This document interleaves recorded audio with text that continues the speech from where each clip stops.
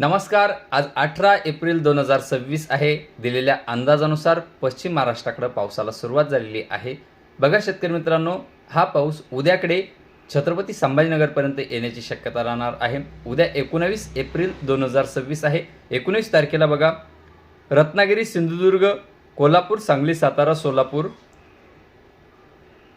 पुणे, बीड, अहिल्यानगर आणि छत्रपती संभाजीनगरपर्यंत हा पाऊस येण्याची शक्यता राहणार आहे. नाशिक जिल्ह्याला सुद्धा काही ठिकाणी पावसाला सुरुवात होण्याची शक्यता 19 तारखेला आहे. तसेच मराठवाड्यात काही ठिकाणी रात्रीसुद्धा उद्या 19 तारखेला रात्रीला सुद्धा काही ठिकाणी पावसाची शक्यता राहणार आहे. त्यामध्ये छत्रपती संभाजीनगर, जालना, बीड, धाराशिव, परभणी, हिंगोली, नांदेड, लातूर या भागांना 19 आणि 20 तारखेला पाऊस पडण्याची शक्यता राहणार आहे. छत्रपती संभाजीनगर जिल्हा जो आहे आपल्या जिल्ह्यात 19 तारखेला पावसाला सुरुवात होईल. 20 तारखेला काही भागांना पाऊस पडेल आणि 21 तारखेला तुरळक ठिकाणी पावसाची शक्यता राहणार आहे. म्हणजे या 3 दिवसात छत्रपती संभाजीनगर जिल्ह्यात पाऊस पडण्याची शक्यता राहील.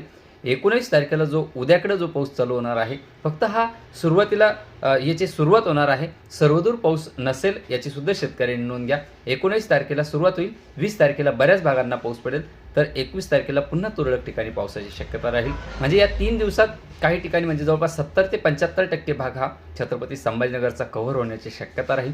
तर काही भाग सुटण्याची सुद्धा शक्यता आहे यामध्ये. तर उत्तर महाराष्ट्रातसुद्धा काही ठिकाणी पाऊस होईल, तर काही ठिकाणी सुटण्याची शक्यता उत्तर महाराष्ट्रात सुद्धा आहे. उत्तर महाराष्ट्रात तुरळक ठिकाणीच पावसाची शक्यता राहील. फक्त नाशिक जिल्हा काही ठिकाणी जोरदार पाऊस, हलका मध्यम स्वरूपाचा पाऊस राहील. आणि विदर्भात सुद्धा काही ठिकाणीच पाऊस पडेल, तुरळक ठिकाणीच पाऊस पडण्याची शक्यता राहील. तिकडे सुद्धा सर्वदूर पावसाची शक्यता नाही. मराठवाड्याच्या मात्र बऱ्याच भागांना मेघगर्जनेसह विजांचा कडकडाट, तर हलका मध्यम स्वरूपाचा पाऊस होण्याची शक्यता राहणार आहे. आणि पश्चिम महाराष्ट्र मात्र पावसाचा जोर हा थोडा जास्त राहणार आहे. महाराष्ट्रातील एकूण भागांपैकी पश्चिम महाराष्ट्रात पावसाचा जोर हा जास्त राहण्याची शक्यता आहे. हा पाऊस पुन्हा 23, 24, 25ला जो कर्नाटक, पश्चिम महाराष्ट्राची बाँड्री लगतच्या काही भागांना पडण्याची शक्यता राहणार आहे. आणि 26, 27, 28ला तुरळक ठिकाणी पुन्हा पावसाची शक्यता राहणार आहे. आणि त्यानंतर पुन्हा मे महिन्यात सुद्धा पावसाची शक्यता राहणार आहे. त्यामुळे आपले जे पिकं निघाले असेल त्यांना व्यवस्थित झाकून ठेवायचं आहे.